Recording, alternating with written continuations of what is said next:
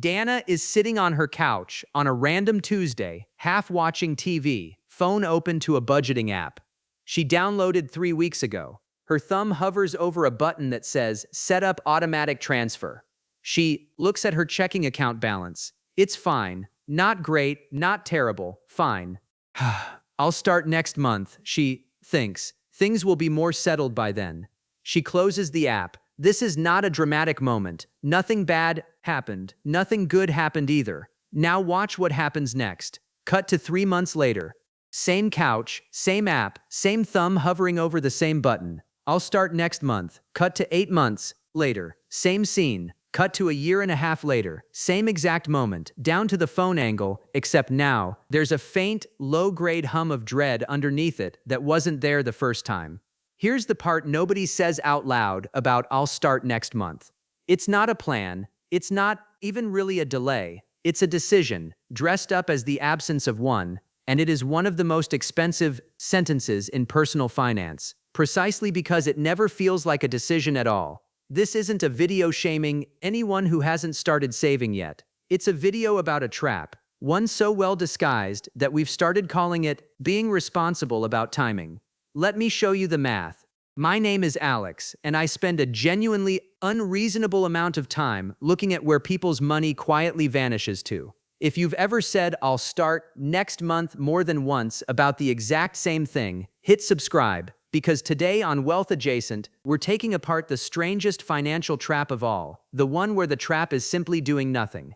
Before we go further, a quick disclaimer. I'm not a financial advisor. This isn't financial advice, and I'm not here to tell anyone they should have started saving 5 years ago and now it's too late. It's never too late. That's actually the whole point of this video. What I am here to do is run the actual numbers on a decision that doesn't feel like a decision because it's just an absence, a blank space where a choice should be. And blank spaces are remarkably good at hiding how expensive they are. Let's introduce someone. Dana, late 20s, works in marketing, makes a perfectly reasonable salary. She's not reckless with money. She pays her bills, she's not in debt, she genuinely intends to start investing. Intended to start investing for roughly 2 years now. Let's start with the number, because it is genuinely a little unhinged. Multiple surveys on saving intentions find that the overwhelming majority of people who say they'll start next month are still saying the exact same thing, a full year later, with no meaningful action taken in between. Let me say that again. Most people's next month isn't next month. It's not even next year. For a large share of people, it's an indefinitely repeating loop that only breaks when something forces it to. A financial scare, a milestone birthday, a friend's retirement account casually coming up in conversation. Where does the delay actually come from? A large share of people report waiting for a cleaner starting point, a bigger paycheck, a bonus, the moment a specific debt gets paid off, a round number in their checking account that feels like a proper beginning. Another meaningful chunk say they're waiting to figure out the right way to do it first. Researching, comparing, reading in a loop that quietly substitutes for actually starting. And the rest just default to the vague, comfortable feeling that there's no rush, because nothing bad is currently happening. So, nothing urgent seems to be required. Sit up energy. And here's the part that should make you sit up. The math on delay doesn't care how reasonable the delay feels. Research on retirement and investment timing consistently shows that the single largest variable in how much money someone ends up with isn't how much they invest per month, it's how many years they were actually in the market. Time in the market beats amount in the market by a wide margin, which means every single month of I'll start next month isn't a neutral pause. It's an active, compounding cost, even though absolutely nothing appears to be happening.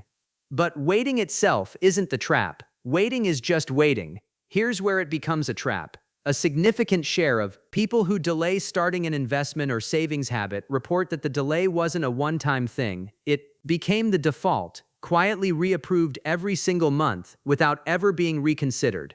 And the genuinely uncomfortable stat sitting right next to it, a notable share of people in their 30s who say they plan to start saving soon report having said the exact same thing in their 20s. Read that twice. An entire decade can pass inside a sentence that was only ever supposed to describe a single month. Back to Dana. Let's say she'd started with just $200 a month the very first time she opened that app 2 years ago. $200 a month, invested in a simple index fund earning a conservative 8% for those 24 months, would already be worth roughly $5,300 today.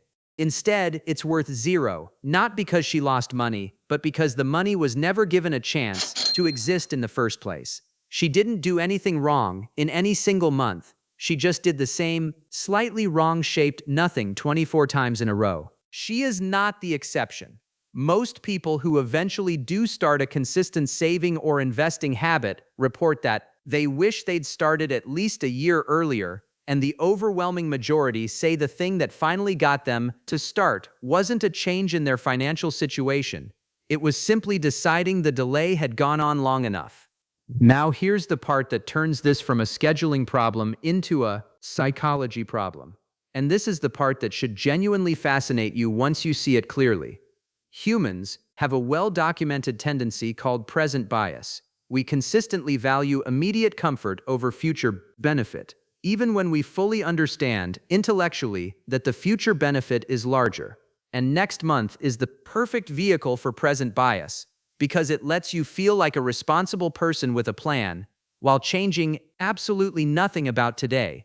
You get all of the psychological credit for intending to save, with none of the actual friction of doing it yet. A behavioral economist studying delay and intention found something almost too honest.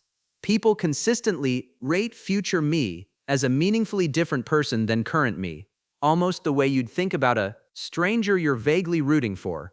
That's not a character flaw, that's a well-documented quirk in how the brain processes time. It's the same mechanism that makes it easy to commit future you to a gym schedule, a diet, or a savings plan that current you would never actually agree to start today. And then there's the specific mechanism that makes next month so sticky. Each individual month you delay costs you almost nothing. One missed month out of an investing lifetime is genuinely negligible.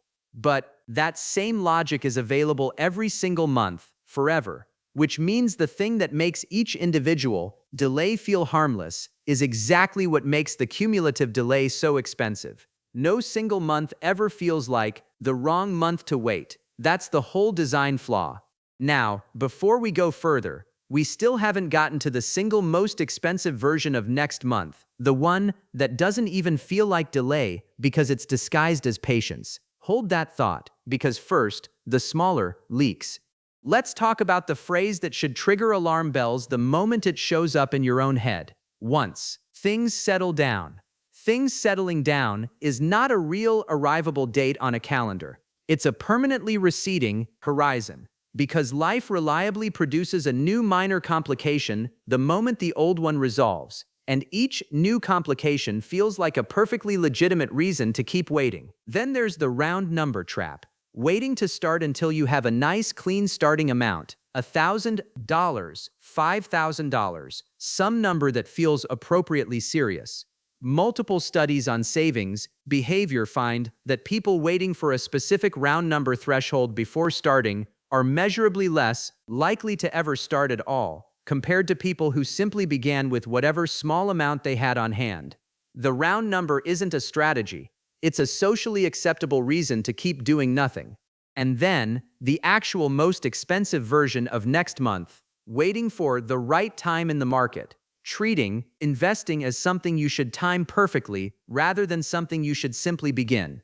Research on market timing consistently shows that investors who wait for ideal conditions before starting underperform. Investors who simply started immediately and stayed invested by a meaningful margin because the cost of the missed time in the market routinely outweighs whatever small pricing advantage the perfect entry point might have offered.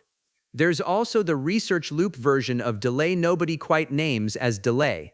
Reading another article, watching another video, comparing another handful of investment platforms, each of which feels like meaningful progress, each of which produces exactly $0 actually invested. Research and action can look identical from the outside while being completely different in what they actually produce. And then there's the debt-first version of the delay, which is sometimes genuinely correct and sometimes just another well-dressed excuse. Waiting to invest until every single dollar of debt is paid off, including low interest, debt that would cost less over time than the market would likely earn during the same period, means the delay borrows the language of financial responsibility while actually costing more than starting both at once would have. There's a social version of this delay too, one that rarely gets named directly. A lot of people quietly compare their own starting point to a friend's, a coworker's, or a stranger online, and decide their own situation isn't together enough yet to begin. Multiple surveys on financial behavior find that people who compare themselves to more financially established peers are measurably more likely to delay starting their own habits, treating someone else's 20-year head start as a reason their own day one doesn't count yet. It does count.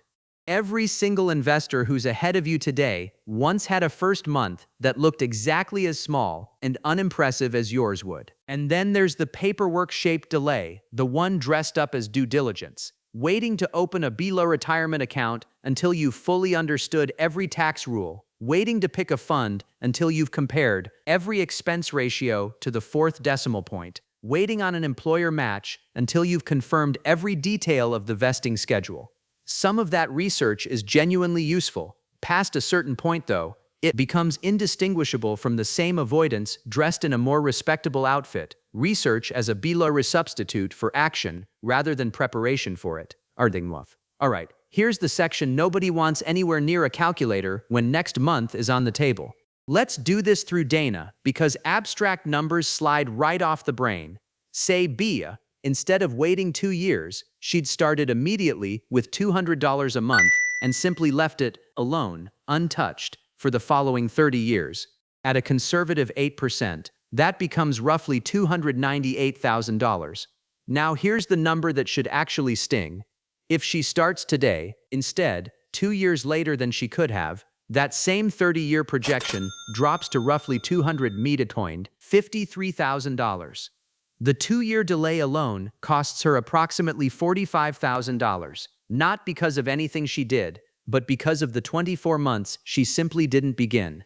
Here's the framework I want you to carry around. The cost of next month isn't measured in the amount you would have saved that month. It's measured in what that amount would have become by the time you actually needed it. A missed $200 month isn't a $200 mistake. Multiplied across decades of B-Laura compounding, it's closer to a $2,000 mistake, quietly repeated every single time the sentence gets B-Laura clay. And now here's where it gets almost cruel. If waiting for the right moment reliably produced better outcomes, you could defend the math. It doesn't, particularly. Research comparing investors who start small immediately against investors who wait for ideal conditions consistently finds the immediate starters ahead, not because they picked better investments, but simply because they accumulated more total time invested. The person waiting for perfect conditions isn't protecting their money. They're quietly spending the one resource that can never be recovered, which is time itself. It's worth sitting with that for a second, because it cuts against almost everything else this channel usually covers. Every other video in this series has been about a moment where spending money actively made things worse. This one is different. Here, the trap isn't a purchase at all. It's the complete absence of one, repeated so consistently that it starts to feel like a kind of financial neutrality, when it is anything but neutral. Doing nothing has a price tag too. It's just denominated in years instead of dollars, which makes it almost invisible until you actually run the comparison. Gentler, reassuring, but not the goal. Now, let me keep my promise, because I am not telling anyone to invest money they genuinely don't have. I can already hear the objections, because I get them every time I make a video like this. First, but I genuinely don't have extra money right now. This isn't procrastination, it's reality. Fair point. And if that's truly your situation, none of this applies to you. This video is about delay dressed up as Miller circumstance, not actual financial constraint. But notice the hidden question worth asking honestly. Is there truly zero available amount, even $20 or $50 a month? Or is the real obstacle the belief that starting small isn't worth doing at all? Second, But starting with a tiny amount feels pointless. Why bother until I can do it properly? Also understandable, and also exactly backwards. The entire value of starting is the clock, not the amount. A small amount started now outperforms a larger amount started later, more often than most people expect. The actual answer was never wait until you can do this perfectly. It's start with whatever amount makes today different from yesterday, and let time do the rest. There's a third objection worth naming honestly too. But what if I start and then need that money for an emergency next month? That's a fair, practical concern, and the answer isn't to avoid starting. It's to keep a small, separate cushion for exactly that scenario, while still letting the investing habit begin in parallel. The two goals aren't actually in competition the way next month thinking makes them feel. Waiting for the emergency fund to be entirely finished before starting anything else is itself just another version of the same delay, wearing a slightly more responsible-sounding costume. Confident, framework energy. So here's the framework I'd actually use. I call it the $1 rule, and you can apply it the exact moment you catch yourself thinking next month. The rule is simple. Whatever amount you're planning to start with eventually, start today with any amount greater than zero, even if it's a fraction of that number. The specific amount matters far less than most people think. The starting date matters more than almost anything else in the entire equation. A few practical moves fall out of that. Automate a small transfer today, this week, not next month, even if it's an amount that feels almost embarrassingly small. Increase it later, whenever the right moment actually does arrive. That part is fine and even smart. Just don't let the increase be a precondition for starting. Pick any reasonable index fund instead of researching for another 6 months. The difference between a good choice and the theoretically perfect choice is trivial compared to the difference between starting today and starting next year. And the next time you catch yourself thinking once things settle down, treat that specific thought as the signal to open the app right then, not as a reason to close it. So here's where we land. The next month trap isn't a story about anyone being lazy or bad with money. It's a story about a sentence so mild and reasonable sounding that it never triggers any of the alarm bells expensive decisions usually trigger. The data doesn't say you need a windfall or a perfect plan to start. What it does say is something quieter and far more useful. A small amount started today, left alone and compounding, tends to outperform a larger amount started later, precisely because time, not money, is the actual scarce ingredient in this whole equation. And if you're Dana right now, sitting on your own couch, with your thumb hovering over your own version of that button, hear this clearly. You're not lazy, and you're not bad with money. You ran into one of the mildest, most reasonable-sounding cognitive biases there is, one specifically built to make inaction feel like patience. Of course it got you. It's designed to. Seeing it clearly is most of the battle. So Dana opens the app, not next month. Right now, on the couch, mid-episode, exactly as unglamorous and unceremonious as it should be. $50, automated, starting today. It's not the amount she eventually wants to be investing. It doesn't need to be.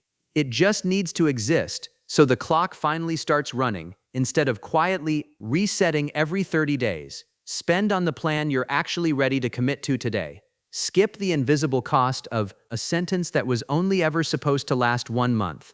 And start the clock now, because 30 years from now, that difference is tens of thousands of dollars that simply cannot be recovered by trying harder later, no matter how disciplined future you turns out to be. And the next time you catch yourself thinking, I'll start next month, remember, the sentence has already worked on you at least once before. If this helped, hit like, subscribe, and tell me in the comments, how many times have you personally said, I'll start next month, about the exact same thing. I'll see you in the next one.